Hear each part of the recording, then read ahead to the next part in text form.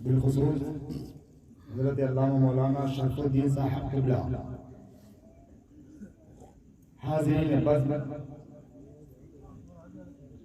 بزرگوں، دوستوں، عزیز بچوں،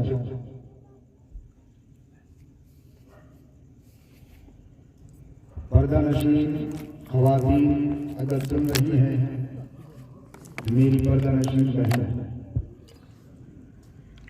ویڈیو مت بناؤ، ایسا مت کرو، یہ تقریر کا رخ ہی چینج ہو جائے گا۔ السلام علیکم ورحمۃ اللہ وبرکاتہ۔ وعلیکم السلام ورحمۃ اللہ۔ الحمدللہ الحمدللہ رب العالمین والعاقبۃ للمتقین والصلاة والسلام على سید الانبیاء والمرسلین، اما بعد فاعوذ باللہ من الشیطان الرجیم، بسم اللہ الرحمن الرحیم، ان الدین عند اللہ الاسلام، آمنت باللہ صدق اللہ العظیم وبلغنا رسوله النبی الامین المتین الکریم، ونحن على ذلك لمن الشاهدين والشاكرين والحمد لله رب العالمين۔ غوث اعظم بمن بے سر و ساما، مدد قبلہ مدد کعبہ ایمہ مدد، بگرداب بلوفتاد کشتی ضعیفان و شکستہ رات و کشتی، بحق خواجہ عثمان ہارونی، مدد کن مدد کن مدد کن یا معین الدین چشتی، وہ مدد کن یا جد کریم سید میرا الحسنی البغدادی، و مدد کن یا بابا فرید الدین مسعود گنج شکر، و مدد کن یا امام اہل سنت مجدد دین و ملت کنز الکرامت الشاہ امام احمد رضا خان فاضل بریلوی، و مدد کن یا آل رحمہ مصطفیٰ رضا خان سرکار مفتی اعظم ہند، و مدد کن یا پیر و مرشد سرکار تاج الشریعہ بدر الطریقہ حضرت علامہ مولانا مفتی اختر رضا خان ازہری و جملہ اولیاء اللہ علیہ رحمت و رضوان۔ ان اللہ و ملائکتہ یصلون علی النبی یا ایھا الذین آمنوا صلوا علیہ وسلموا تسلیما۔ اللہم صلی علی سیدنا مولانا محمد اللہم صلی علی سیدنا مولانا محمد وبارک وسلم، صلاۃ و سلام علیک یا رسول اللہ صلی اللہ علیہ وسلم۔ عزیزان ملت اسلامیہ،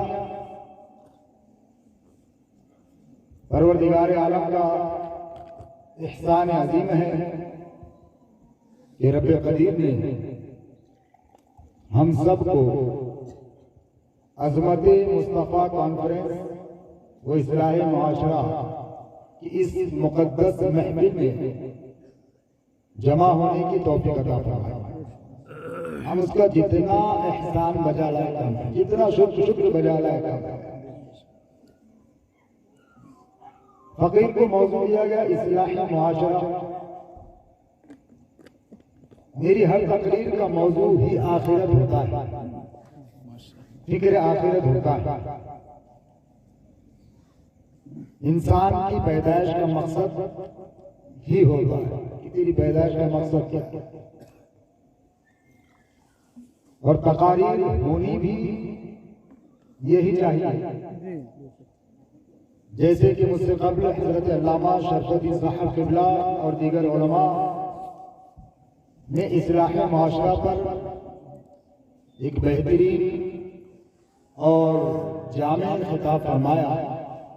پروردگار عالم ہمارے علماء کے علم عمل عمر میں خوب برکت عطا فرمائے، اور ان کا سایہ ہمارے سروں پر تا دیر قائم و دائم رکھے۔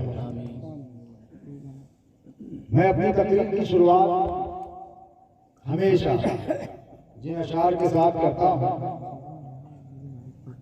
انہی اشعار کے ساتھ یہاں بھی کروں گا کہ جگہ جی لگانے کی دنیا نہیں ہے، جگہ جی لگانے کی دنیا نہیں ہے، یہ عبرت کی جا ہے تماشا نہیں ہے۔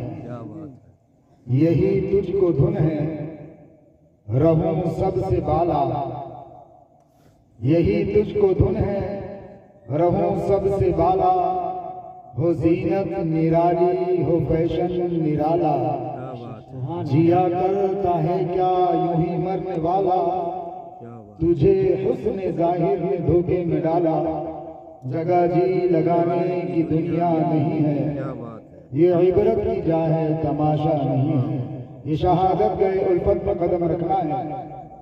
لوگ آسان سمجھتے ہیں مسلمان ہونا، بہت آسان ہے کافر کا مسلمان ہونا، بڑا مشکل ہے مسلمان کا مسلمان ہونا۔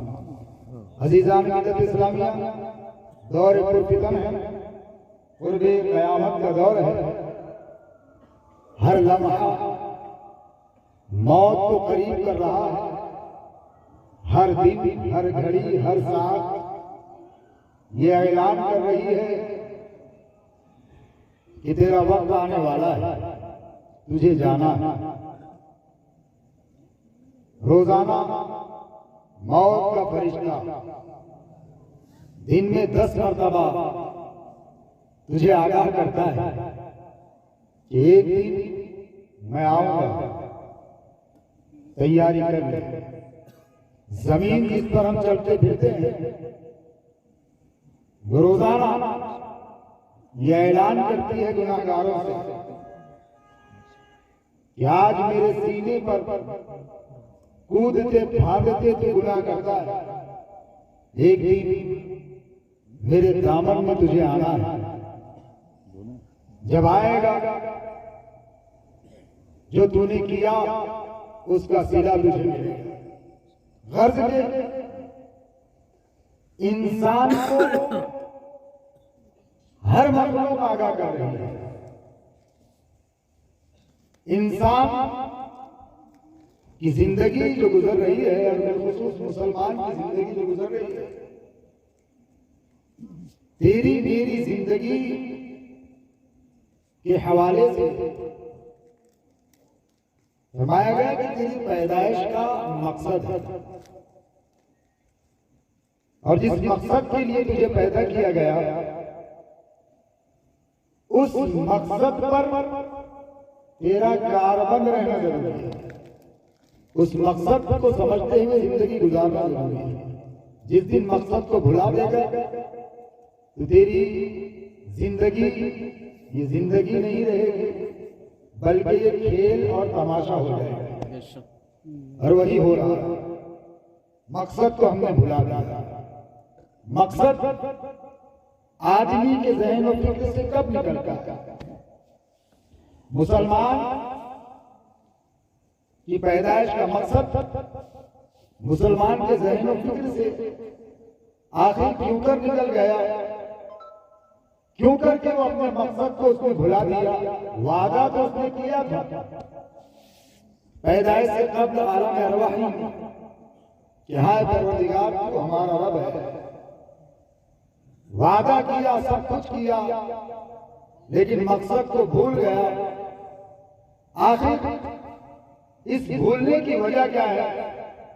میرے عزیز، جہاں تک میرا مطالعہ ہے میں سمجھتا ہوں، علماء بیٹھے ہیں، ہو سکتا ہے اس کی کئی وجوہات ہوں، لیکن ایک بنیادی وجہ میرے علم کے مطابق میری سمجھ میں آتی ہے کہ آدمی انسان مسلمان نے اپنی پیدائش کے مقصد کو بھلایا، تو بنیادی وجہ یہ رہی کہ پروردگار عالم نے اس کے مقصد کو یاد دلانے کے لیے، اس کے مقصد کو سمجھانے کے لیے، اس کے پیدائش کے مقصد کو بتانے کے لیے جس دین کو دنیا میں بھیجا، اور صرف اس دین کو ایک آدمی کے ذریعے نہیں بلکہ آدم علیہ السلام سے لے کر عیسیٰ علیہ السلام تک،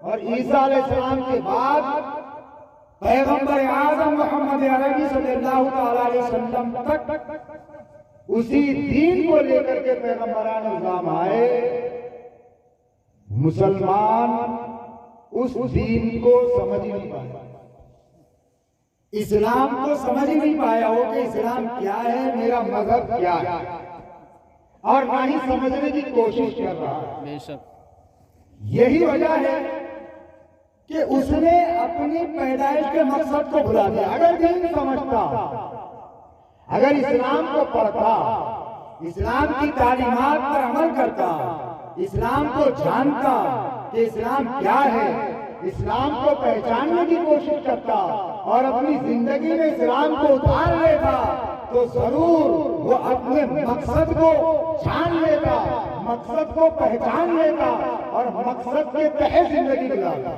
لیکن بڑے افسوس کی بات ہے، جب مذہب کو ہی نہیں سمجھا تو مقصد کو کہاں سے سمجھے گا؟ اسلام جانتا ہی نہیں ہے تو سمجھے گا کیسے کہ میں کیوں پیدا کیا گیا ہے، میں کیوں دنیا میں بھیجا گیا ہے، میرے آنے کی وجہ کیا ہے؟ بہرحال عزیزان ملت اسلامیہ، تو آؤ اسی مقصد کو سمجھنے کی کوشش کرتے ہیں۔ اور اسلام کیا ہے؟ پیغمبر اسلام صلی اللہ تعالیٰ علیہ وسلم کی زندگی کیا ہے، ان کے اصحاب کی زندگی کیا ہے، مختصر انداز میں اس بات کو سمجھنے کی کوشش کرتے ہیں۔ موضوع بڑا طویل ہے اور وقت بڑا قلیل ہے، موضوع طویل ہے، وقت قلیل ہے، تو جتنی جلدی ہو سکے سمجھانے کی کوشش کروں گا، اور کچھ رہ جائے تو زندگی باقی رہی، اس کے بعد انشاءاللہ سمجھایا جائے گا۔ کوئی بہت دھماکار نہیں ہوگا، نعرے بازی والی نہیں ہوگی، تم کو تم ہی سمجھایا جائے گا، تم کیا ہو وہ بتایا جائے گا، تمہاری حقیقت کیا ہے وہ بتانے کی کوشش کی جائے گی۔ پروردگار عالم ہم سب کو کہنے سننے زیادہ عمل کی توفیق عطا فرمائے۔ عزیزان ملت اسلامیہ، پروردگار عالم نے قرآن مقدس میں ارشاد فرمایا ان الدین عند اللہ الاسلام، بے شک اللہ تبارک و تعالیٰ کے نزدیک اگر کوئی دین ہے تو اسلام ہے، صرف دین اسلام ہے۔ عزیزان ملت اسلامیہ، اسی دین، اسی اسلام کی تعلیمات تمام پیغمبروں نے عطا کی ہے۔ تمام پیغمبر یہی تعلیم، یہی دین لوگوں تک پہنچاتے رہے اور یہی دین لے کر کے آئے۔ عزیزان ملت اسلام، جب بندہ دین اسلام کو جان جائے گا تو وہ حقیقی معنی میں بندہ کہلائے گا۔ پروردگار عالم اسلام، اسلام کا معنی، مفہوم، مطلب کیا ہے؟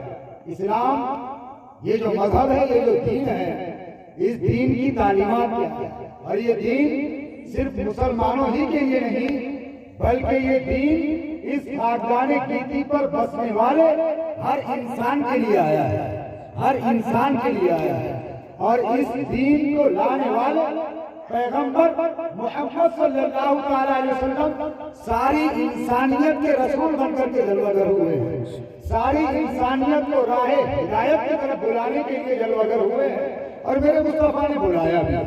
عزیزان ملت اسلامیہ، دنیا جب سے اسلام آیا ہے، جب سے پیغمبر اسلام آئے ہیں، شروعات سے ہی دنیا اسلام کو اور پیغمبر اسلام کو ختم کرنے کے در پہ، اسلامی تعلیمات کو ختم کرنے کے در پہ، اسلامی تعلیمات کس طرح مٹ جائے، اسلامی تعلیمات پر عمل نہ ہو، اسلام نہ پھیلے، پیغمبر اسلام کی تعلیمات لوگوں میں نہ پھیلے، اس بات پر خوب محنتیں کی جا رہی ہیں، خوب کوششیں کی جا رہی ہیں۔ شروعات سے کی، طاقت لگانی پڑی، لوگوں نے طاقت لگائی، پیسہ لگانا پڑا، لوگوں نے پیسہ لگایا، ظلم کی بات آئی، لوگوں نے ظلم تک کیا، لیکن پروردگار عالم نے اسلام کے اندر وہ خوبی اور وہ لچک عطا فرمائی ہے کہ اسلام کو جب جس دور میں جتنا دبانے کی کوشش کی گئی ہے، اسلام اپنی خوبی کے ساتھ اسی طرح نکھرتا اور ابھرتا نظر آیا ہے۔ ہر دور میں اسلام کو جب دبایا گیا ہے، اسلام پوری طاقت و قوت کے ساتھ اپنے جاہ و جلال کے ساتھ ابھرتا نظر آیا۔ دور پرفتن میں، دور حاضر میں بھی اسی طرح پوری دنیا کے اندر اسلام اور پیغمبر اسلام کو بدنام کرنے کی ناپاک سازشیں رچی جا رہی ہیں، بدنام کرنے کی ناپاک کوششیں کی جا رہی ہے۔ کوئی پیسہ خرچ کر رہا ہے، کوئی طاقت کے ذریعے سے، کوئی لٹریچر کے ذریعے سے، کوئی کسی تحریک و تنظیم کے ذریعے سے، ہر طرح سے اسلام اور پیغمبر اسلام کو بدنام کرنے کی سازشیں رچی جا رہی ہے۔ عزیزان ملت اسلامیہ وہ یہ سمجھتے ہیں کہ ہم اپنی سازشوں میں کامیاب ہو رہے ہیں، ہم اپنی سازشوں میں کامیاب ہوتے نظر آ رہے ہیں، لیکن عزیزان ملت اسلامیہ بظاہر یہ لگ رہا ہے کہ چند موقعوں پر بظاہر یہ لگ رہا ہے کہ بعض جگہ پر وہ کامیاب ہوتے نظر آ رہے ہیں، لیکن الحمدللہ ثم الحمدللہ کچھ جیانے وہ بھی ہیں، کچھ اسلام کے ماننے والے وہ بھی ہیں کہ جب وہ اللہ اور اس کے پیارے رسول صلی اللہ تعالی علیہ وسلم کے پیغامات لوگوں تک پہنچاتے ہیں تو اسلام کا خوبصورت چہرہ بے نقاب ہو کر جو اسلام کا دشمن بن کر کے آیا تھا، جو اسلام کو مٹانے کے لیے آیا تھا، اللہ اکبر، جب اسلام کا خوبصورت چہرہ اس کی نگاہوں کے سامنے بے نقاب ہو جاتا ہے تو وہ دشمن کل تک تھا آج وہ اسلام کے دامن سے وابستہ ہوتا ہے۔ تو اسلام کے چہرے کو بے نقاب کرنے کا فریضہ کس کا ہے؟ اسلام کے خوبصورت چہرے کو دنیا کی نگاہوں کے سامنے بے نقاب کرنے کا فریضہ کس کا ہے؟ ایک مومن کا ہے، مسلمان کا۔ اور مسلمان اپنے اس فریضے سے دور ہے، مسلمان اپنے اس فرض منصبی سے دور ہو چکا۔ عزیزان ملت اسلامیہ، ایک وقت وہ تھا کہ لوگ یہ چاہتے کہ ہمارے ابا بتایا کرتے تھے، بزرگ ہمارے بتایا کرتے تھے کہ بعض گاؤں ایسے تھے کہ جہاں کوئی مسلمان نہیں رہتا تھا، جہاں کوئی جو ہے اللہ کا نام لینے والا بندہ نہیں رہتا تھا، صرف غیر مسلم رہا کرتے تھے، تو وہ غیر مسلم مسلمانوں کی بستی میں جا کر کے مسلمانوں سے یہ ریکویسٹ کرتے، یہ گزارش کرتے کہ ہماری بستی میں کوئی مسلمان نہیں ہے، ہماری بستی میں کوئی مسلمان رہتا نہیں ہے، لہذا آپ کی بستی سے ایک مسلمان ہماری بستی میں بھیج دیا جائے، وہ ہمارے پاس آ کر کے رہے، وہ ہمارے ساتھ آ کر کے رہے، اور جو ہے جب وہ اذان دے تو ہم سکون حاصل کریں، جب وہ نماز پڑھے تو اس کی نماز کو دیکھ کر ہم سکون حاصل کریں۔ پوچھا گیا کہ کیوں اور چاہتے ہو؟ تو کہا کہ جب میرا پڑوس مسلمان ہو جائے گا، میرا پڑوسی مسلمان بن جائے گا تو میری بچی کی عزت کی حفاظت ہو جائے گی، میرا پڑوسی مسلمان ہو جائے گا، جب وہ اذان دے گا، جب وہ قرآن پڑھے گا تو برکتیں جب اس کے گھر پر آسمانوں سے نازل ہوا کرے گی تو کچھ چھینٹے ہمارے بھی گھر میں پڑا کریں گے اور اس سے فائدہ ہم بھی حاصل کیا کریں گے۔ یہی وجہ ہے عزیزان ملت اسلامیہ کہ ایک دور تھا کہ جب نمازی مسجد سے نکلا کرتے تو اللہ اکبر مسلمانوں کی بھی قطاریں ہوتی، گلاس لے کر کے کوئی کھڑا ہے، کٹورا لے کر کے کوئی کھڑا ہے، بوتل لے کر کے کوئی کھڑا ہے، تو ہم نمازی نکلیں گے، ہماری بوتل میں دم کر دیں گے، بیمار ہے اسے پلاؤں گا، جسمانی مرض ہے اسے پلاؤں گا۔ وہی مسلمانوں کی قطاروں میں وہ لوگ بھی نظر آتے تھے جو کہ مسلمان تو نہ تھے، غیر مسلم تھے، لیکن وہ بھی ان قطاروں میں نظر آیا کرتے اور کہتے کہ مولانا دم کر دو، مولانا کچھ پڑھ کر کے پھونک دو۔ عزیزان ملت اسلامیہ، اللہ اکبر، آج تصویر کا رخ کچھ اور ہو چکا ہے، آج جو ہے معاملہ بالکل الٹ ہو چکا ہے۔ کوئی جب اس پر گفتگو ہوتی ہے تو کوئی کہتا ہے کہ سید صاحب یہ فلاں دل کا کام ہے، کوئی کہتا ہے سید صاحب یہ فلاں جو ہے جماعت کا کام ہے، کوئی کہتا ہے سید صاحب یہ فلاں گروہ کا کام ہے، یہ فلاں جو ہے سیاسی پارٹی کا کام ہے۔ میں عرض کرنا چاہتا ہوں اے مسلمان، تیری ذلت کی وجہ کوئی سیاسی پارٹی نہیں، تیری ذلت کی وجہ کوئی دھن نہیں، تیری ذلت کی وجہ کوئی جماعت نہیں، بلکہ تو دلیل ہوا ہے اپنے گھر پر اپنی بدعمالیوں کی وجہ سے، اپنی بدکرداریوں کی وجہ سے۔ اسلام کا چہرہ تجھے بے نقاب کرنا تھا، اسلام کو خوبصورت چہرہ جو غیروں کے سامنے پیش کرنا تھا، لیکن ہائے افسوس کہ تو نے اسلام کی تعلیمات پر عمل نہ کیا، پیغمبر اسلام کی سنتوں کو زندہ نہ کیا۔ اللہ اکبر، تو بھی ان جیسا ہو گیا، تو بھی ان گناہوں میں ملوث ہو گیا، تو اسلام کا چہرہ کہاں سے نظر آئے گا؟ وہی تو نظر آئے گا جو اس کے اندر تھا، وہی تو برائی نظر آئے گی جو اس کے اندر تھی۔ آج تیرے اندر وہ اسلام کو ڈھونڈتا ہے، آج تیرے اندر وہ اسلام کو تلاش کرتا ہے، لیکن تیرے اندر اسلام نظر ہی نہیں آتا، تیرے اندر اسلامی کردار نظر نہیں آتا۔ بلکہ اسلام وہ نظام حیات اور وہ نظام زندگی، وہ قانون حیات عطا کرتا ہے کہ دنیا کے کسی مذہب نے انسانیت کے لیے امن و چین و سکون سے رہنے کے لیے وہ قانون عطا نہ کیا جو قانون اسلام نے عطا کیا ہے۔ اسلام اللہ اکبر پوری دنیا میں امن و امان کا پیغام پھیلاتا ہے۔ اسلام پوری دنیا کی انسانیت کے لیے مشعل راہ ہے۔ اسلام پوری دنیا کے لوگوں کی بے چینی کو دور کرنے کے لیے بہترین ذریعہ ہے۔ لیکن ہائے افسوس کہ اسلام کا ماننے والا مسلمان اس بات کو سمجھنے کے لیے تیار نہیں ہے۔ وہ چین و سکون تلاش کر رہا ہے تو کسی فلمی ایکٹر کی ایکٹنگ میں تلاش کر رہا ہے، وہ چین و سکون تلاش کر رہا ہے تو کسی لیڈر کے پیچھے چلتے ہوئے تلاش کر رہا ہے۔ عزیزان ملت اسلامیہ، یہ ہرگز نہ ہوگا کہ ایک مسلمان ہے اور اسلامی تعلیمات پر عمل نہیں کرتا اور اسے سکون مل جائے، یہ ہو نہیں سکتا۔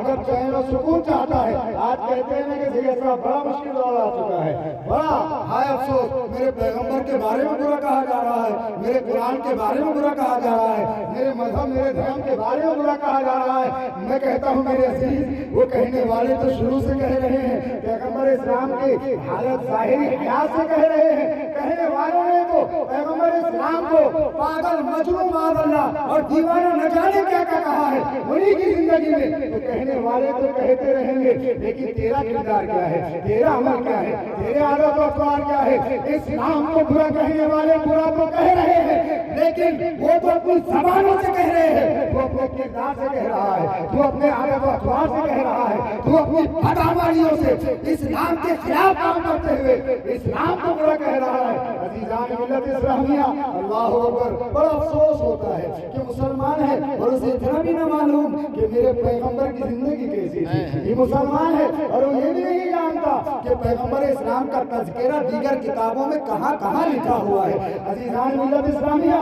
جانتے ہو اللہ اکبر، وہ بھی سنیں جو پیارے مصطفیٰ کریم رؤوف الرحیم آقا کو دور حاضر میں بدنام کرنے کی ناپاک سازشیں رچ رہے ہیں، وہ بھی سنیں۔ اور اے مسلمان تم بھی سنو، اللہ اکبر، حق وہ ہے جو سر چڑھ کر کے بولتا ہے، حق وہ ہے جو سر چڑھ کر کے بولتا ہے۔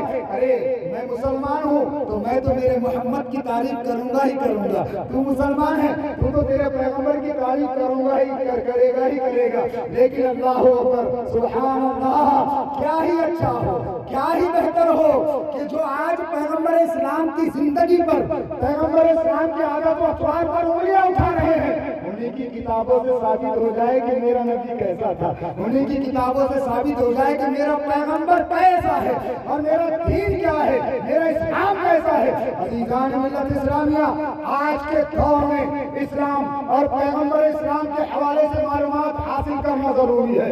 یہی وجہ ہے کہ آج ہمارے بچے دنیاوی پڑھائی پڑھ کر کے، آج ہمارے بچے کالج کے اسٹوڈنٹ اور انگلش پڑھائی پڑھ کر کے اسلام کی تعلیمات سے دور ہوتے نظر آ رہے ہیں اور دنیاوی تعلیمات کے قریب ہوتے نظر آ رہے ہیں۔ عزیزان ملت اسلامیہ، آواز دبانے سے کچھ نہیں ہوگا، آواز دباتے رہو، لیکن جو آواز ہے وہ یہاں سے نکلی ہے تو سارے سینوں تک جائے گی، سارے دلوں تک جائے گی، یہاں دبانے سے کچھ نہیں ہوگا۔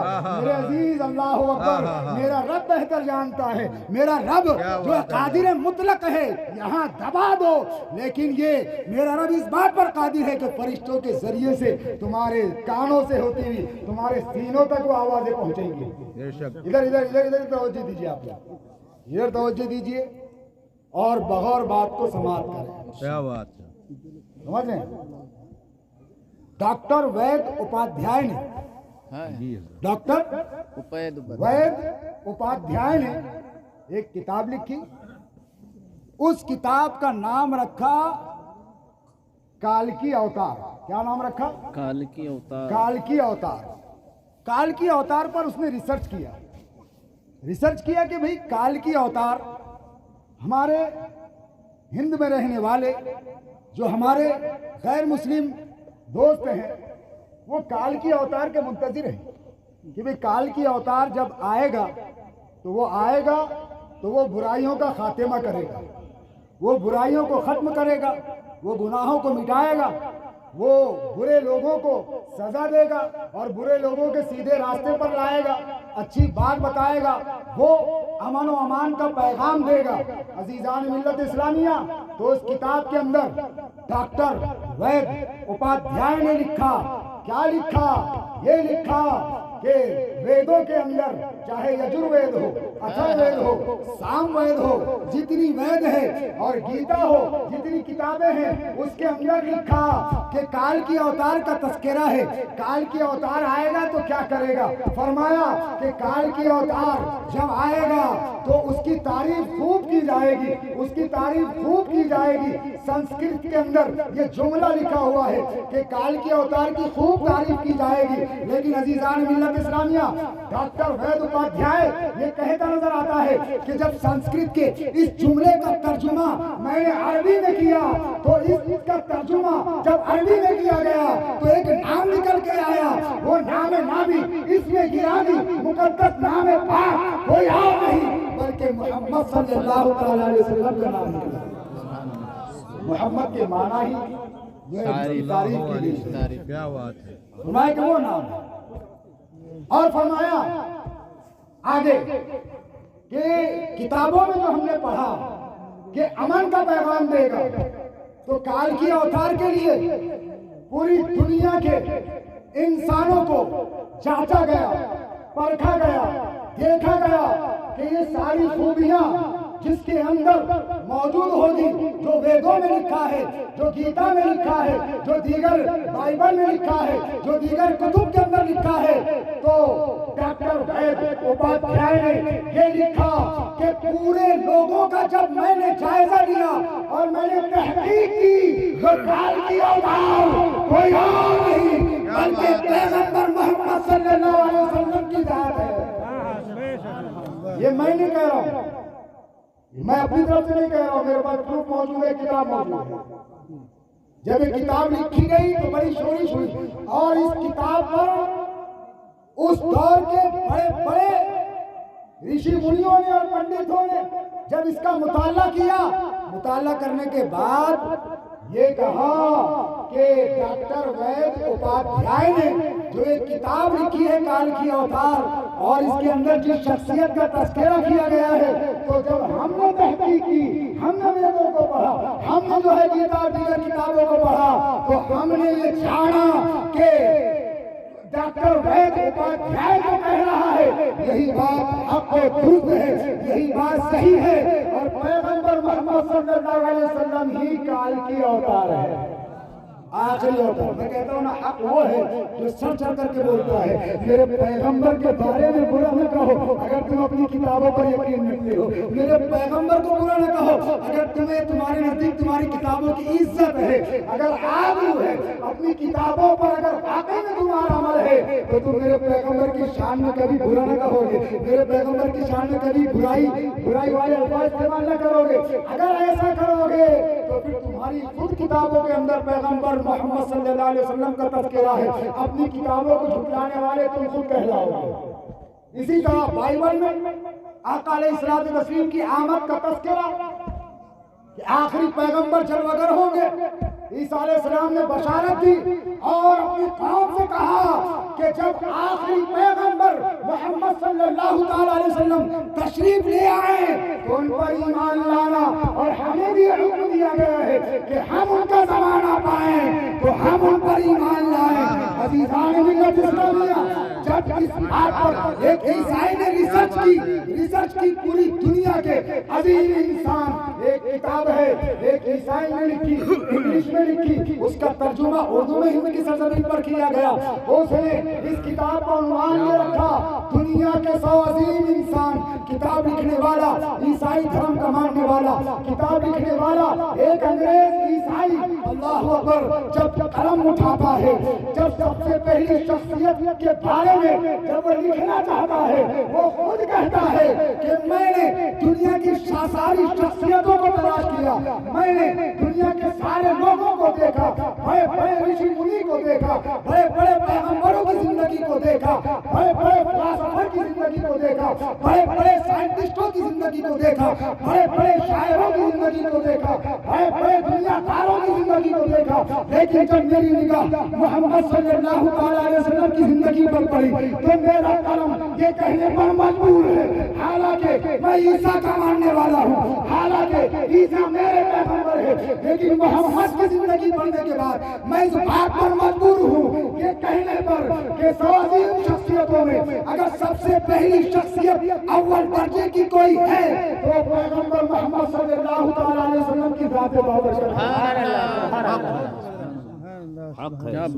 है। मुसलमान, तेरे पैगंबर की शान कुरान तो बयान कर ही रहा है, तेरे पैगंबर की शान कुरान तो बयान कर ही रहा है। दुनिया कह सकती है कि भाई तुम्हारे पैगंबर है इसलिए तुम तारीफ बयान कर रहे हो, लेकिन तुझे इल्म ही नहीं है, इस्लाम को तूने समझा ही नहीं है, इस्लाम को तूने जाना ही नहीं है, पैगंबर इस्लाम की जिंदगी को तूने पढ़ा ही नहीं है। अगर तू पढ़ा होता तो तेरे पास जवाब होता, अगर तू पढ़ा होता तो तू दिखाता। मेरे अजीज, जो तुम कह रहे हो तुम झूठे हो या वो किताबें झूठी है जिसके अंदर ये बात लिखी हुई है, ये बड़ा अलमिया है कि जिस किताब के तुम मानने वाले हो उस किताब में लिखी हुई बात को ही झुटलाते हो। ये क्यों हो रहा है यार? ये किस वजह से हो रहा है? इस्लाम की अजमत लोगों के दिलों से क्यों निकल रही है? इस्लाम की दुश्मनी लोगों के दिलों में क्यों पनप रही है? आखिर वजह क्या है? तो मेरे अजीज, बुनियादी वजूहात में से सबसे अहम और जरूरी वजह यह है कि इस्लाम का मानने वाला ही तालीमात इस्लाम पर अमल नहीं करता तो वो लोगों को इस्लाम समझाएगा क्या? अल्लाहु अकबर लोग कहते हैं और तुम समझते हो कि इस्लाम ताकत और कुव्वत के जरिए फैला है, लोग समझते हैं कि इस्लाम का तलवार के जरिए फैला है, लोग समझते हैं कि इस्लाम जुल्म बर्बरियत की वजह से फैला है। मैं कहता हूँ अल्लाह अकबर, आया था एक शख्स हिंद की सरजमीन पर, अपने साथ न तलवार लाया था, अपने साथ न तीर लाया था, अपने साथ कोई फौज नहीं लाया था, चंद गरीबुल वतन साथी लेकर के आया था। अल्लाह अकबर, जब गुफ्तगू की वो गुफ्तगू कर रहा है, लोग उसकी गुफ्तगू सुनकर इस्लाम ला रहे हैं, वो चल रहा है, लोग उसके चलने को देखकर इस्लाम ला रहे हैं, वो बोल रहा है, वो अमल कर रहा है, वो लिबास पहन रहा है, उसके आदत व अखबार, उसका किरदार अमल ऐसा है कि लोग देखते जाते हैं और इस्लाम के करीब होते जाते हैं। वो ज़ात-ए बाबरकत कोई और नहीं, हिंद के वाली, हिंद के शहीनशाह हज़रत ख्वाजा गरीब नवाज हसन मोइनुद्दीन चिश्ती रज़ियल्लाहु अन्हु की ज़ात-ए बाबरकत। मुख्तसर से अरसे में 92 लाख लोगों को इस्लाम की तरफ राग़िब कर देना, इस्लाम की तरफ ले आना, ये कमाल की बात है। मेरे अजीज, ये किरदार मुस्तफ़ा का नतीजा है, ये मुस्तफ़ा की सुन्नतों पर अमल करने का नतीजा है, ये मुस्तफ़ा के तरीके को जिंदा करने का नतीजा है। अल्लाह अकबर, तू समझता है कि तू कमजोर हो चुका, तू समझता है कि तेरा कोई पुरसाने हाल नहीं, तू समझता है कि तेरी मदद करने वाला कोई नहीं। याद रख, अल्लाह अकबर, बुजुर्गाने दीन किसी की मदद के मुंतज़िर नहीं, बल्कि अपने रब और रसूल की मदद के हमेशा मुंतज़िर रहे हैं। तू किस चीज का इंतजार कर रहा है? मदद होगी तेरी जरूर, तेरे साथ जो किया जा रहा है ये दूर होगा जरूर, लेकिन क्या करना होगा, कैसे ये होगा, किस तरह से ये होगा? अज़ीज़ान मिल्लत इस्लामिया, याद करो दौर को, मदनी मक्की दौर को। अल्लाहु अकबर, चंद मुसलमान थे, थोड़े मुसलमान थे, एक वक्त वो भी आया था कि छुप छुप करके नमाजें पढ़ी जाती थी। अल्लाहु अकबर, इस्लाम को छुपाया जाता था, अपने आप को छुपाया जाता था, लेकिन अज़ीज़ान मिल्लत इस्लामिया, दुनिया ने देखा कि जब सहाबा ने प्यारे मुस्तफा रऊफ़ुर रहीम आका अलैहिस्सलातु तस्लीम की जिंदगी को अपने लिए जब नमूने अमल बनाया, आका को अपने लिए आइडियल बनाया, तो अल्लाहु अकबर, सुभान अल्लाह, अल्हम्दुलिल्लाह, दुनिया ने देखा एक छोटे से खित्ते में बसने वाला वो इस्लाम, एक छोटे से खित्ते में वो चंद जियाले रहने वाले मुसलमान تھوڑے سے وقت میں 23 سال کے مختصر سے وقت میں پوری دنیا پر چھا جاتے ہیں، پوری دنیا پر اسلام غالب آ جاتا ہے۔ اس کی وجہ کیا ہے عزیزان ملت اسلامیہ؟ اس کی وجہ یہ ہے کہ میرے رب نے اسی وجہ کے حوالے سے تم سے کہا ہے۔ تم کہتے ہو ہم مسلمان ہیں، تم کہتے ہو ہم ایمان والے ہیں، تم کہتے ہو ہم کلمہ پڑھنے والے ہیں، تم کہتے ہو ہم اللہ کو ماننے والے ہیں، لیکن سنو قرآن تم سے یوں ارشاد فرماتا ہے یا ایھا الذین آمنوا آمنوا، قرآن فرماتا ہے اے ایمان والو ایمان لے آؤ۔ کیا فرماتا ہے؟ اے ایمان والو، تم کہو گے یار کلمہ تو میں نے پڑھ لیا، لا الہ الا اللہ تو میں نے کہہ دیا، یہی تو ایمان لانا ہے۔ اب پھر کون سے ایمان کا تذکرہ کیا جا رہا ہے، کون سے ایمان کا مطالبہ کیا جا رہا ہے؟ اے ایمان والو ایمان لائے، ایمان لے آؤ۔ اے پروردگار عالم، ہم تیری بات کا مطلب نہ سمجھے تو آگے میرا مولا اور میرے مصطفیٰ نے اس کو سمجھایا ہے کہ ایمان والو ایمان لاؤ جیسے نبی کے صحابہ لائے، جیسے محمد کے ساتھی لائے، جیسے محمد کے دوست لائے، ویسا ایمان لاؤ۔ ان کا ایمان صرف باتوں کے حد تک نہیں تھا، ان کا ایمان صرف زبانی نہیں تھا، بلکہ ان کے کردار و عمل سے اس ایمان کا اظہار ہوا کرتا تھا، ان کے عادت و اخلاق سے اس ایمان کا اظہار ہوا کرتا تھا۔ آج ہم مسلمان ہیں، اپنے آپ کو مسلمان کہتے ہیں، واقعی میں یا حقیقت میں ہم مسلمان ہیں؟ میرے عزیز اللہ اکبر، اگر دیکھنا چاہتے ہو تو جب اذان ہوتی ہے مسجد کی تو اپنے ایمان کو اسی وقت چیک کر لینا کہ جب اللہ کا منادی تجھے آواز دیتا ہے، تیرے ایمان کی پہچان وہی سے ہو جاتی ہے، تیرے ایمان کا وزن وہی تولنے میں آ جاتا ہے کہ جب مؤذن اذان دے رہا ہو، تو چائے پی رہا ہو، مؤذن اذان دے رہا ہو، تو اپنے دوستوں کے ساتھ چوراہوں پر گپ شپ لگاتے بیٹھا ہو، مؤذن اذان دے رہا ہو، تو اپنے گھر میں ٹی وی آن کر کے بیٹھا ہو، مؤذن اذان دے رہا ہو، تو اپنی دکان کاری کر رہا ہو، مؤذن اذان دے رہا ہو، تو کسی کام سے گزر رہا ہو، تو تیرے ایمان کو وہاں تولا جائے گا، تیرے ایمان کا وہاں وزن دیکھا جائے گا کہ تیرا ایمان کتنا پختہ ہے، یہ جانچا جائے گا۔ آدمی اپنے ایمان کو اگر جانچنا چاہتا ہے، آدمی اگر اپنے ایمان کو تولنا چاہتا ہے، ایک مسلمان اپنے آپ کو اگر سچا مسلمان یہ چاہتا ہے کہ میں پہچانا جاؤں، میں کیسے جانوں کہ میں سچا مسلمان ہوں، میں کیسے مانوں کہ میرا ایمان پختہ ہے؟ تو اللہ اکبر، جب مؤذن ندا دے تو تیرے قدم مسجد کی طرف جانے لگے اور تو نماز پڑھے تو سمجھ لے تیرا ایمان قوی ہے، سمجھ لے تیرا ایمان قوی ہے۔ اور اگر تو مسجد کی طرف نہ جاتے ہوئے اپنے کام میں مگن ہو جائے تو سمجھ لے تیرا ایمان بہت زیادہ کمزور ہے، بہت زیادہ، اس لیے کہ میرے مصطفیٰ نے ارشاد فرمایا ہے، میرے مصطفیٰ نے فرمایا ہے۔ کیا فرمایا؟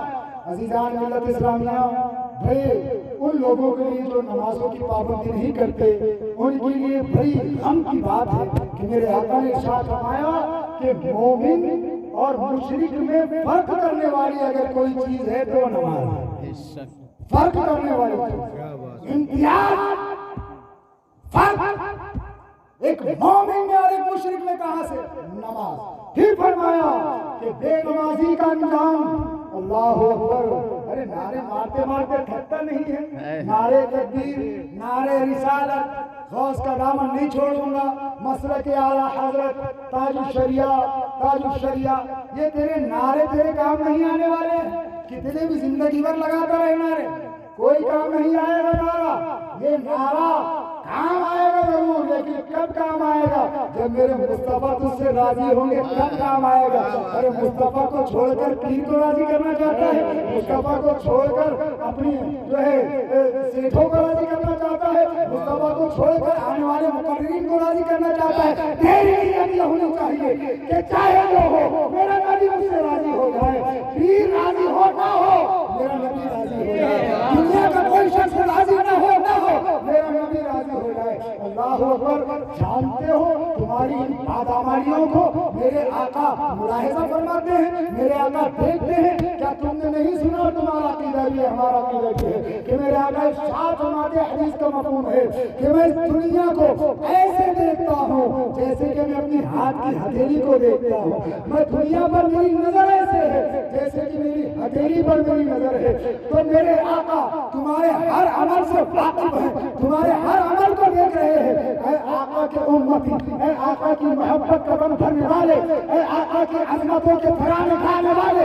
اے سنی صحیح العقیدہ اپنے آپ کو مسلک اعلیٰ حضرت پر گامزن کہنے والے, اگر تو میرے مصطفیٰ کا دل دکھاتا ہے تو تو دوسرا کچھ تو ہو سکتا ہے, مسلک اعلیٰ حضرت والا ہرگز نہیں ہو سکتا. تو دوسرا کچھ تو ہو سکتا ہے, ایک سچا مسلمان ہرگز نہیں ہو سکتا. میرے مصطفیٰ نے ارشاد فرمایا, تو کیا ارشاد فرمایا, بے نمازی کا انجام حامان, شداد, فرعون, نمرود کے ساتھ کیا جائے گا.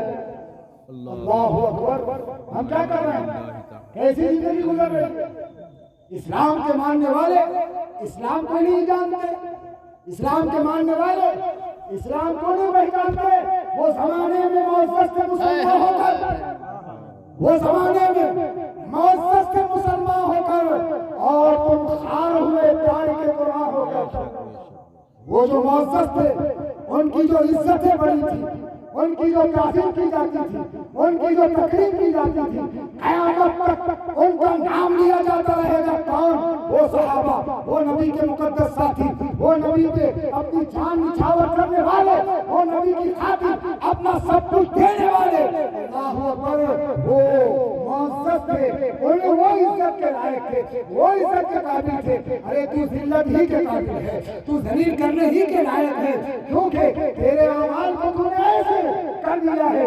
بدعمالیوں کا یہ نتیجہ ہے مسلمان کہ آج تو ذلیل ہو رہا ہے, آج تو خار ہو رہا ہے, آج تجھ پر ظلم و بغاوت کا بازار بند کیا جا رہا ہے. تیری بچیوں کی عزت سلامت نہیں, تیری عزت سلامت نہیں, تیرے بچوں کا مستقبل سلامت نہیں. آخر وجہ کیا ہے؟ خوب رونا رویا جاتا ہے, خوب روتے ہو کہ اتنی بچیاں مرتد ہو گئی. مجھ میرے سامنے بار بار لسٹ لائی جاتی ہے کہ سید صاحب دیکھو نا, 9 لاکھ بچیاں اسلام چھوڑ کر کے غیر مذہب اختیار کر لی ہے, 9 لاکھ بچیاں چلی گئی ہے, 9 لاکھ بچیاں ہم سے دور ہو گئی ہے, بچیاں ہم سے دور ہو رہی ہے, بچیاں ہمارا مذہب چھوڑ رہی ہے. تو میں نے کہا تم کیا سمجھتے ہو اس کی وجہ کیا ہو سکتی ہے؟ تو کچھ کہنے والوں نے کہا کہ بابا اس کی وجہ جو ہے فلاں جماعت ہے, فلاں تنظیم ہے, اس کی وجہ فلاں لیڈر ہے, اس کی وجہ جو ہے فلاں سیاسی لیڈر ہے. میں کہتا ہوں میرے عزیز, اس کی وجہ نہ کوئی جماعت ہے, اس کی وجہ نہ کوئی لیڈر ہے,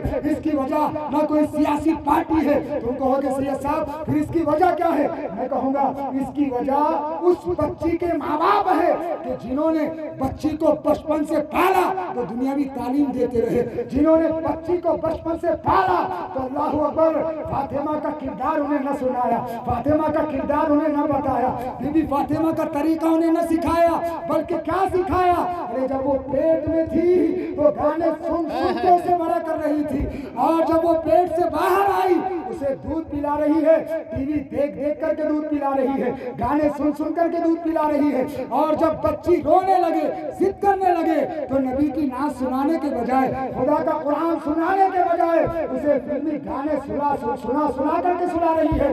تو جب اے ماں تو نے اپنی گود سے یہ تعلیم اسے عطا کی تو بڑی ہو کر یہی اسے ہونا تھا, بڑی ہو کر یہی اس کا جو ہے حشر ہونا تھا. کیونکہ میرے مصطفیٰ نے ارشاد فرمایا ہے, کیا فرمایا؟ حدیث کا مفہوم ہے, آقا ارشاد فرماتے ہیں بچے کی سب سے پہلی درسگاہ, بچے کا سب سے پہلا مدرسہ اگر کوئی ہوتا ہے تو ماں کی گود ہوتی ہے. ماں کی گود سے بچہ پروان چڑھتا ہے, ماں کی گود سے بچہ سیکھتا ہے. ماں کی گود سے مراد کیا؟ تم نے کیا سمجھا کہ ماں کی گود سے مراد اس کے یہ 2 پیر ہیں جس میں بچہ لیٹا ہوا یہی ماں کی گود ہے؟ نہیں نہیں میرے عزیز, بے شک یہ تو ظاہری گود ہے ماں کی, لیکن ماں کی سب سے پہلی گود بچے کے لیے کوئی ہے تو وہ ماں کا شکم ہے, ماں کا پیٹ ہے, کہ جب نطفہ اس کے اندر قرار پاتا ہے اسی وقت سے اس کی تعلیم کا سلسلہ شروع ہو جاتا ہے, اسی وقت سے اس کی تعلیم کا سلسلہ شروع کر دیا جاتا ہے. عزیزان ملت اسلامیہ, بچہ ماں کی پیٹ میں ہے لیکن ہر وہ چیز دیکھ رہا ہے, ہر وہ چیز نہیں سن رہا ہے، ہر وہ عمل دیکھ رہا ہے جو اس کی ماں کر رہی ہے، جو اس کا باپ کر رہا ہے۔ ماں گالی دے رہی ہے، بچہ پیٹ ہی سے گالی سیکھ رہا ہے۔ ماں جو ہے برے کام کر رہی ہے، بچہ پیٹ ہی سے سیکھ رہا ہے۔ ماں ٹی وی دیکھ رہی ہے، بچہ پیٹ ہی سے سیکھ رہا ہے۔ باپ بے نمازی ہے، بچہ دیکھ رہا ہے۔ باپ زانی ہے، بچہ دیکھ رہا ہے۔ اللہ اکبر۔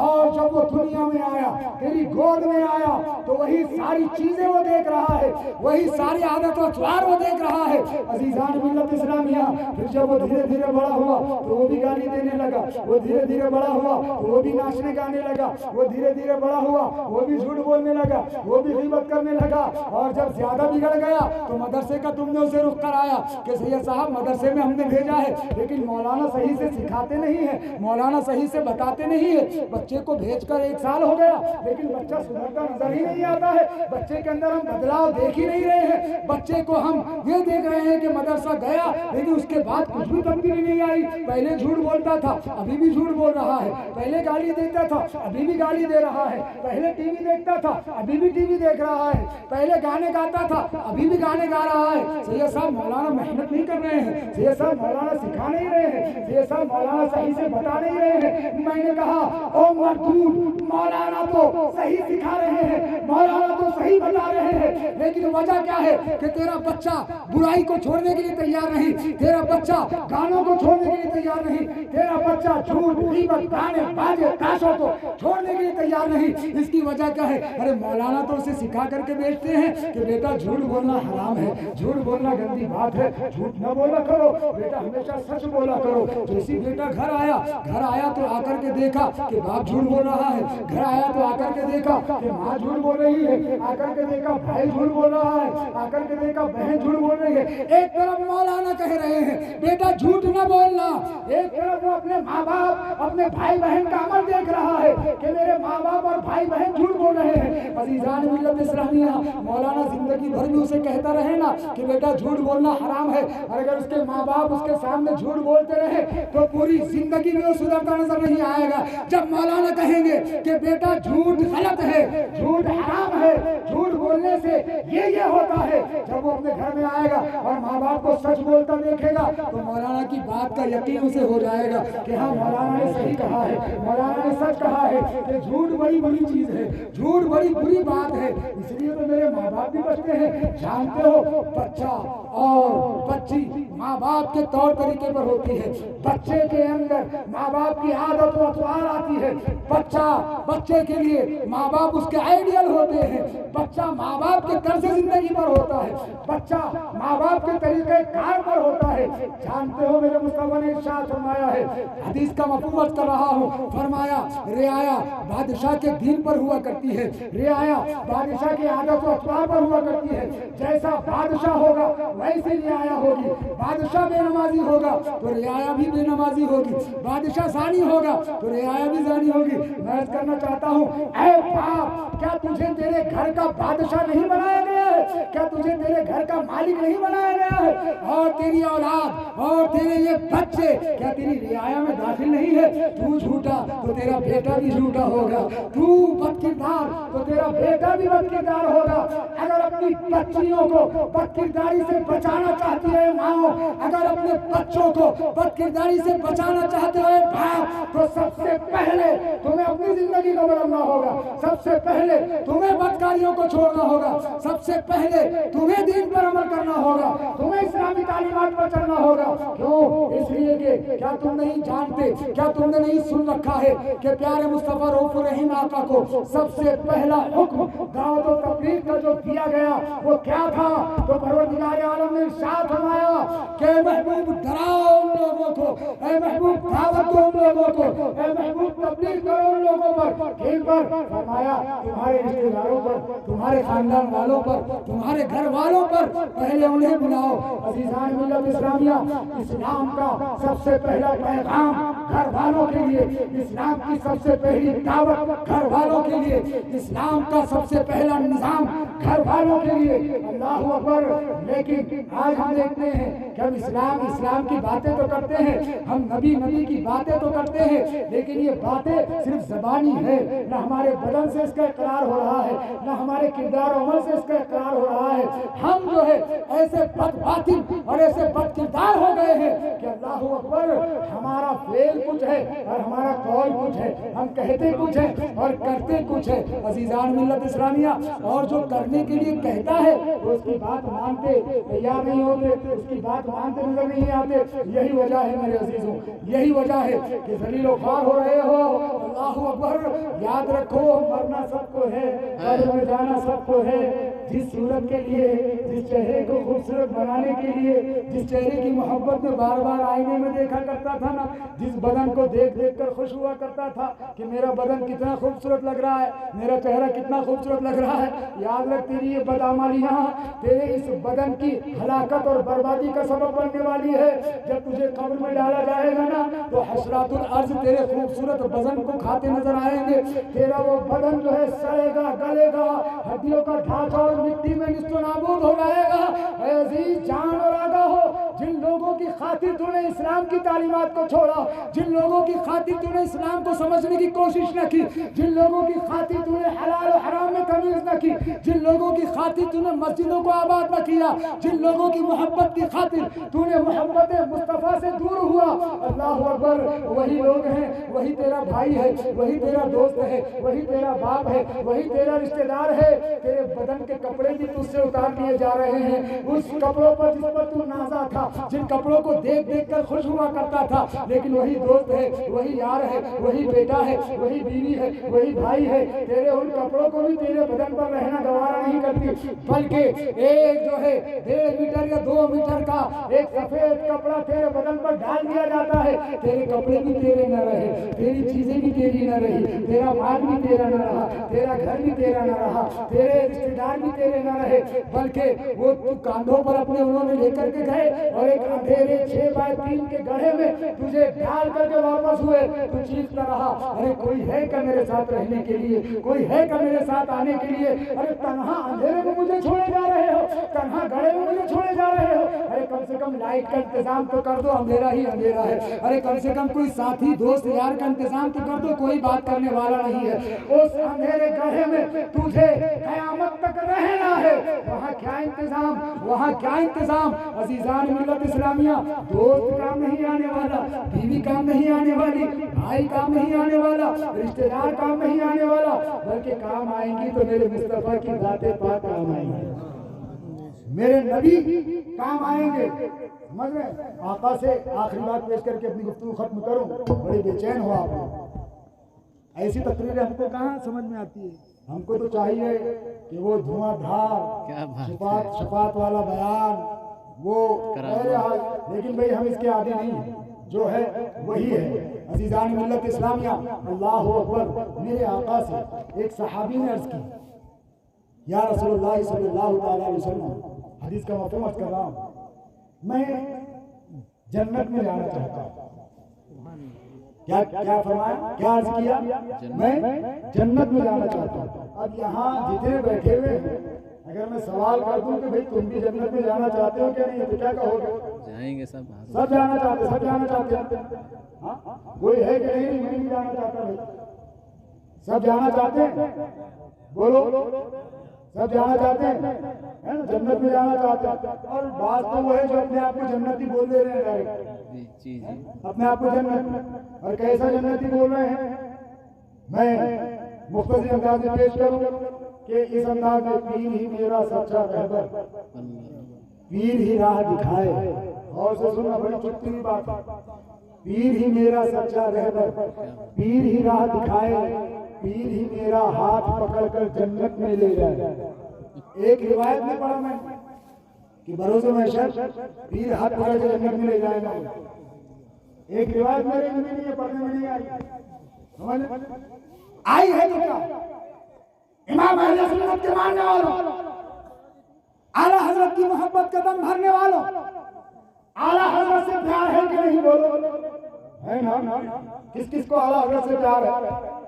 بولو نا، سب کو اعلیٰ حضرت سے پیار ہے، سب مسئلہ کے اعلیٰ حضرت والے بیٹھے ہوئے ہیں، یہی ہے، سب مسئلہ کے اعلیٰ حضرت والے ہیں۔ تو مسئلہ کے اعلیٰ حضرت والوں نے یہ سمجھ رکھا ہے کہ کسی کو برا کہنے کا نام ہی مسئلہ کے اعلیٰ حضرت ہے۔ مسئلہ کے اعلیٰ حضرت والے بعض وہ ہے جو یہ سمجھتے ہیں کہ بھئی فلاں کو فلاں ایک کمیونٹی کو برا برا کہو یہی مسلک اعلیٰ حضرت ہے، لیکن آؤ میں ان سے عرض کرنا چاہتا ہوں، میں ان کے ذہنوں کو کھولنا چاہتا ہوں۔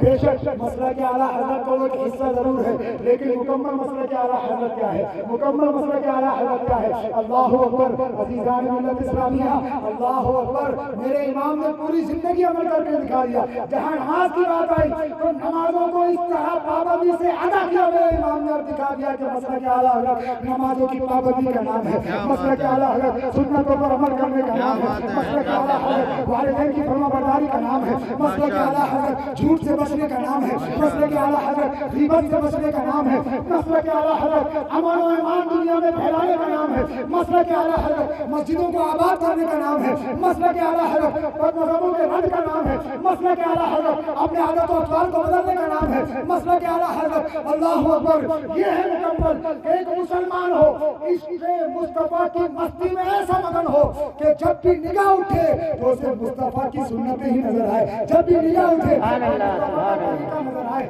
جب بھی نگاہ اٹھے تو میرے مصطفیٰ کے عادت و اطوار نظر آئے، اپنی زندگی کا لمحہ لمحہ مصطفیٰ کی سنتوں پر گزارے۔ یہ ہے مسلک اعلیٰ حضرت اللہ اکبر۔ آج بڑا دور چل پڑا ہے کہ پیری میرا سچا رہبر، پیری کا لکھا ہے، پیری میرا ہاتھ پکڑ کر جنت میں لے جائے تو وہ نہیں لے جائے گا، لے جائے گا کون؟ میرے امام کے پیر کون؟ اللہ اکبر۔ بہت بڑے پیر آل رسول، اپنے وقت کے قطب، اپنے وقت کے ابدال، اتنے بڑے ولی اللہ اکبر کہ جن کی مثال نہیں ملتی۔ ارے جن کی نگاہیں عنایتوں کا یہ نتیجہ ہے کہ مجدد اعظم بن کے ابھرے ہیں میرے امام۔ اللہ اکبر۔ لیکن میرے امام نے اشعار کے ذریعے سے قبر کے حالات کو پیش کیا، اشعار کے ذریعے سے محشر کے حالات کو پیش کیا۔ قبر میں جب اندھیرا ہوگا، قبر میں جب کوئی ساتھی نہ ہوگا، قبر میں جب کوئی پرسان حال نہ ہوگا تو وہاں کوئی نہیں آئے گا، حتیٰ کہ تیرا پیر بھی نہیں آئے گا۔ میرے امام ارشاد فرماتے ہیں کھڑے ہیں منکر نکیر سر پر، نہ کوئی حامی نہ کوئی یاور، کھڑے ہیں منکر نکیر سر پر، نہ کوئی حامی نہ کوئی یاور، نہ کوئی حامی کوئی مددگار نہیں، کوئی یاور کوئی پوچھنے والا نہیں، کوئی تنہائی کو دور کرنے والا نہیں، نہ کوئی حامی نہ کوئی یاور۔ بتا دو آ کر میرے پیغمبر کے سخت مشکل جواب میں ہے۔ کیا بات ہے، سبحان اللہ سبحان اللہ۔ کس کو یاد کیا؟ کس کو یاد کیا بھائی؟ مصطفیٰ جان رحمت، مصطفیٰ جان رحمت کو یاد کیا۔ پھر محشر کی ہر لاکھیوں کے درمیان میں خدا قہار، اس کی قہاریت غضب پر ہوگی، تو وہاں میرا امام یہ عقیدہ دے رہا ہے۔ اور آج کے وہ لوگ جو ایسی باتوں کو لے کر کے گمراہ ہو رہے ہیں، اللہ اکبر، میرا یہ ہے مسلک اعلیٰ حضرت، یہ ہے میرے امام کا فرمان۔ تو کیا فرماتے ہیں کہ خدا قہار ہے غضب پر، خدا قہار ہے غضب پر، کھلے ہیں بدکاریوں کے دفتر، بچا لو آ کر میرے پیغمبر تمہارا بندہ عذاب میں۔ کس کو یاد کر رہے ہیں؟ پیغمبر اسلام، کس کو یاد کر رہے ہیں؟ نبی پیغمبر عزیزان ملت اسلامیہ۔ تو وہ ذات کام آئے گی قبر میں بھی اور حشر میں بھی، تو کیوں نہ ان کو راضی کر لیا جائے۔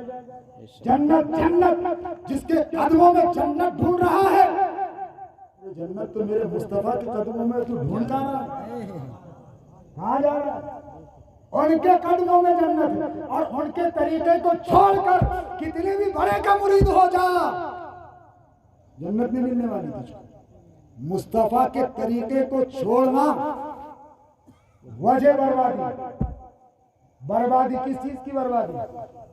کس چیز کی؟ تیرے مال کی بھی بربادی، تیرے لباس کی بھی بربادی، تیرے بدن کی بھی بربادی، اور تیرے ایمان کی بھی بربادی، کیونکہ طریقے مصطفیٰ میں سب کچھ ہے۔ تو صحابی نے کہا یا رسول اللہ میں جنت میں جانا چاہتا ہوں۔ کیا کہا؟ میں جنت میں جانا چاہتا ہوں۔ آج لوگ سمجھتے ہیں کہ بڑے کے ہاتھ میں ہاتھ دے دیا تو جنتی ہو گیا، بڑے کا مرید ہو گیا تو جنتی ہو گیا۔ میرے عزیز ایسا نہیں ہے۔ میرے مصطفیٰ نے فرمایا اے میرے صحابی، جنت میں جانا چاہتے ہو تو جنت میں جانے کی کیا تیاری کی ہے؟ کیا فرمایا؟ تیاری کیا کی؟ تو عرض کیا کہ یا رسول اللہ صلی اللہ تعالی علیہ وسلم، ایسا کوئی عمل تو مجھے میرا نظر نہیں آتا، لیکن ہاں میں آپ سے محبت بہت کرتا ہوں۔ سبحان اللہ۔ کیا عرض کیا؟ میں آپ سے بہت محبت کرتا ہوں۔ تو میرے آقا نے ارشاد فرمایا کہ اگر مجھ سے حقیقی محبت تو کرتا ہے تو تیرے لیے خوشخبری ہو کہ تو جنتی ہے۔ سبحان اللہ۔ تیرے لیے خوشخبری ہو کہ تو جنتی۔ جنتی ہے۔ حقیقی محبت سے مراد کیا ہے؟ محبت کی حقیقت کیا ہے؟ اللہ اکبر۔ محبت کی حقیقت سمجھنا ہو تو فرمان مصطفیٰ سے سمجھو۔ ایک حدیث پاک کا مفہوم یہ ہے کہ فرمایا آقا نے، حدیث کا مفہوم ہے کہ جس بات کا اقرار بندہ اپنی زبان سے کرتا ہے، نبی کی محبت کا اقرار ہے کہ نہیں؟ بولو کتنوں کو ہے؟ پیارے آقا سے کتنے لوگ یہاں محبت کرتے ہیں؟ سب کرتے ہیں، بھئی ہم بھی کرتے ہیں۔ تو فرمایا گیا کہ جس بات کا اقرار زبان سے کر رہا ہے اس بات کا اقرار چہرے سے بھی ہونا چاہیے۔ اس بات کا اقرار چہرے سے بھی ہونا چاہیے۔ جس بات کا اقرار زبان سے کر رہا ہے اس بات کا اقرار لباس سے ہونا چاہیے۔ جس بات کا اقرار زبان سے کر رہا ہے اس بات کا اقرار تیرے کردار و عمل سے ہونا چاہیے۔ جس بات کا اقرار زبان سے کر رہا ہے تیری زندگی سے اس بات کا اقرار ہونا چاہیے۔ دل سر سجدے میں اور دل دغا بازی میں یہ اقرار محبت درست نہیں ہے۔ سر سجدے میں دل دغا بازی، سر اللہ کی بارگاہ میں اور دل مصطفیٰ کی بارگاہ میں، لیکن تیرا دل کہاں چلا ہے؟ اس کے پیچھے چلا ہے جس کے حوالے سے میرے امام نے ارشاد فرمایا کہ شہد دکھائے، زہر پلائے، قاتل ڈائن شوہر کش، اس مردار پہ کیا لچایا؟ دنیا دیکھی بھائی، انہیں دل کو دنیا کی محبت کے پھندوں میں پھنسا لیا ہے۔ میرے عزیز اب بھی وقت نہیں گزرا ہے، یہ زندگی جو تجھے ملی ہے نا، یہ مختصر سی زندگی، یہ بڑی عظیم زندگی ہے، یہ بڑی پیاری زندگی ہے۔ اللہ اکبر۔ اس مختصر سی تھوڑی سی زندگی میں، یہ چند روزہ زندگی ہے، اتنی تھوڑی زندگی ہے کہ ایک 80 سال کا آدمی جب مرے گا اور محشر میں رب کی بارگاہ میں پیش ہوگا تو پروردگار عالم اسے بلائے گا اور کہے گا کہ اے شخص تو کتنے سال کا ہو کے مرا؟ رب سب کچھ جانتا ہے لیکن آپ کے ہمارے لیے سمجھانے کے لیے سوال کرتا ہے۔ تو وہ بندہ عرض کرے گا پروردگار میں 80 سال کا ہو کے مرا، تو فرمایا جائے گا کہ بتا تو یہاں آخرت کی زندگی کو بھی دیکھ رہا ہے اور دنیا کی زندگی بھی تو نے دیکھ رکھی ہے، تو بتا اس آخرت کی زندگی کے مقابلے میں وہ دنیا کی زندگی تجھے کیسے محسوس ہو رہی ہے؟ تو بندہ عرض کرے گا اے پروردگار عالم میرے دنیا میں گزارے ہوئے 80 سال، میرے دنیا میں گزارے ہوئے 80 برس اس آخرت کی زندگی کے سامنے لمحوں کے برابر ہے، لمحوں کے۔ ایسا محسوس ہوتا ہے کہ میں نے پلک جھپکی اور موت آ گئی۔ تو اتنی تھوڑی یہ زندگی ہے، اتنی مختصر سی یہ زندگی ہے، اتنی تھوڑی زندگی میں کبھی نہ ختم ہونے والی آخرت کی زندگی کو کامیاب بنانا ہے۔ اس کے لیے ہم کیا کر رہے ہیں؟ اس کے لیے ہم کچھ نہیں کر رہے ہیں۔ مسجد ہماری ویران ہے، ہمارے بچے جو ہے دینی تعلیم حاصل نہیں کر رہے ہیں، ہمارے بچے دین سے دور، ہمارے بچے دین سے دور، ہمارے بڑے بھی دین سے دور۔ میں کہتا ہوں یار بڑوں تم بھی سیکھو، لیکن اسلام کے قریب اپنے بچوں کو کرو۔ بچپن سے ان کی زندگی میں اسلام ہوگا نا تو بڑے ہو کر وہ یوں مرتد نہ ہوں گے۔ بچپن سے ان کی زندگی میں دین ہوگا نا تو بڑے ہو کر وہ یوں اسلام کو چھوڑتے نظر نہیں آئے گے۔ تو میں یہ چاہتا ہوں کہ اپنے شہر میں، جیسے کہ الحمدللہ ہم نے اپنے شہر میں بھی جب اس کو شروع کیا تو ہم نے دیکھا کہ اس کے بہت فائدے ہیں۔ چھوٹے چھوٹے بچے جب پڑھنے کے لیے آتے ہیں انہیں اسلام بتایا جاتا ہے، انہیں دین بتایا جاتا ہے۔ 4 سال 4 مہینے 4 دن کا بچہ ہوا تو اس کی بسم اللہ خوانی کرائی جاتی ہے، تو اس بسم اللہ خوانی کے اندر اسے دین سمجھایا جاتا ہے، اسلام سمجھایا جاتا ہے۔ جانتے ہو اسی بسم اللہ خوانی کا نتیجہ ہے، اسی بچپن کی تعلیم کا نتیجہ ہے کہ وقت کے جو ہے غوث پاک بنتے نظر آئے ہیں عبد القادر جیلانی، یہ اسی بچپن کی تعلیم کا نتیجہ ہے کہ وقت کے غریب نواز بنتے نظر آئے ہیں خواجہ معین الدین چشتی، یہ اسی بچپن کی تعلیم کا نتیجہ ہے کہ وقت کے مجدد بنتے نظر آئے ہیں اعلیٰ حضرت امام اہل سنت قاضی بریلوی۔ اور باطل جن کو تم باطل کہتے ہو، جن کو بد مذہب کہتے ہو، وہ تو اس میں بالکل آگے آگے پیش اپنے بچوں کو اور اپنے محلوں میں اپنے اپنے علاقوں میں وہ تو بڑا اس پر کام کر رہے ہیں، اور ہم کہتے ہیں کہ ارے یار یہ غلط لوگ ہیں، یہ غلط لوگ ہیں۔ یہ میں کہتا ہوں میرے عزیز بے شک وہ غلط ہے، لیکن صرف بولنے سے نہیں چلے گا بلکہ عمل کر کے دکھانا ہوگا۔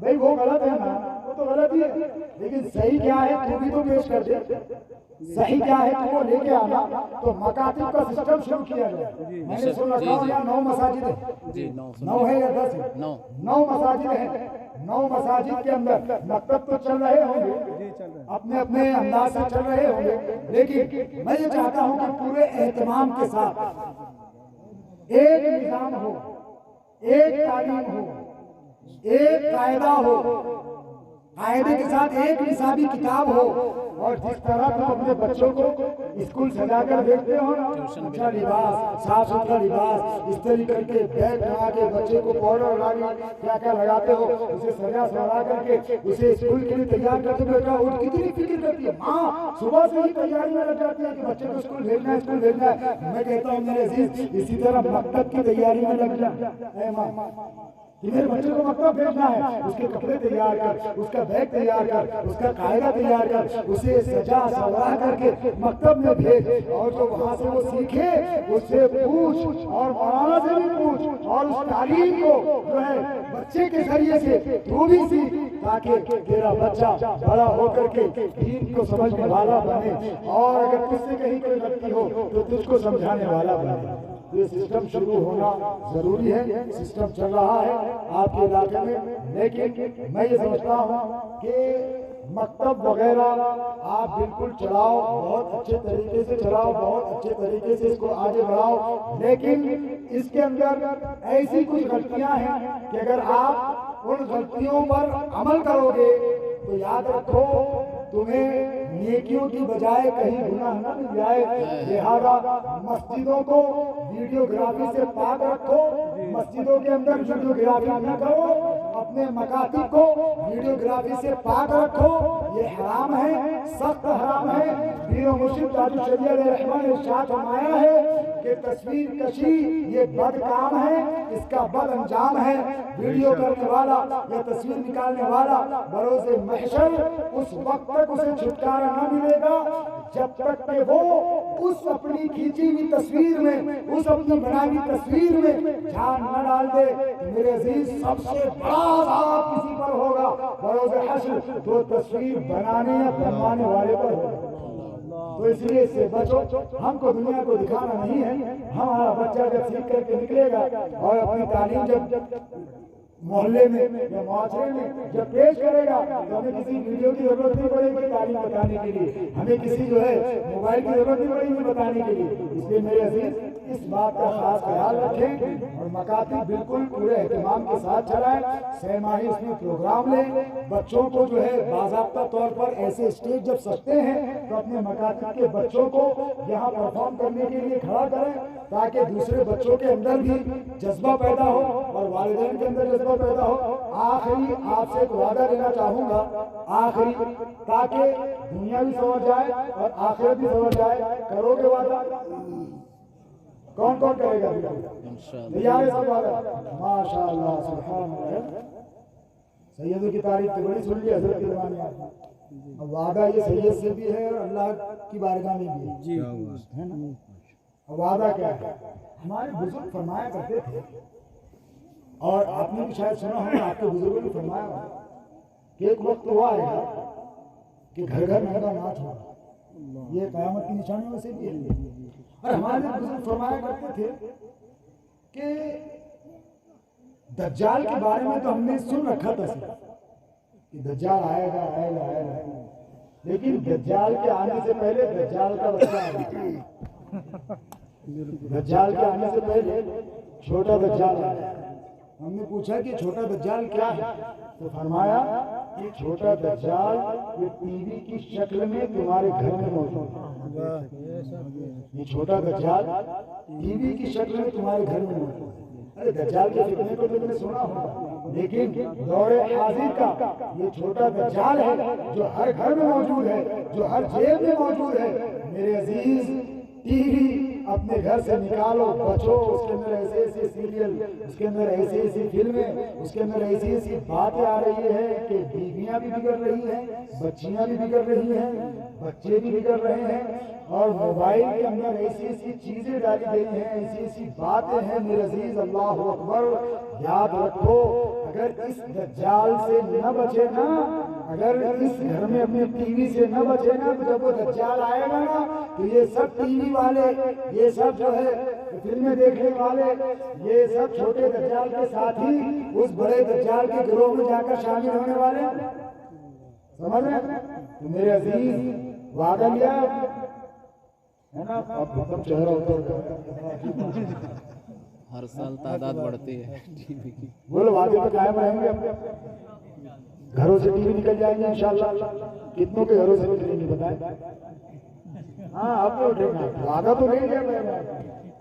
تو میرے عزیز اس چھوٹے دجال کو اپنے گھر سے نکال دور کر اور اپنے بچوں کی تعلیم کا نظام درست کر، گھر میں نماز کا ماحول ہو، ماں نماز پڑھتی نظر آئے، باپ نماز پڑھتا نظر آئے، گھر میں قرآن کی تلاوت کا ماحول ہو، گھر میں قرآن کی تلاوت ہو، تاکہ بچہ چھوٹا جب دیکھے امی کیا کر رہے ہیں، قرآن پڑھ رہے ہیں، ابا کیا کر رہے ہیں۔ آپ نے دیکھا ہوگا نا کہ باپ اگر ناچتا ہے نا تو بچہ بھی ناچتا ہے، بالکل ہے، باپ ڈانس کرتا ہے تو بچہ بھی ڈانس کرتا ہے، باپ گانا گاتا ہے تو بچہ بھی۔ ارے تو اپنے بچے کو سکھاؤ نا، تم نماز پڑھو، بچے کو بازو کھڑا کرو، وہ بچہ تجھ کو دیکھ کر سجدہ کرے گا، وہ تجھ کو دیکھ کر رکوع کرے گا، ہاں تجھ کو دیکھ کر وہ قرآن کی تلاوت کرے گا۔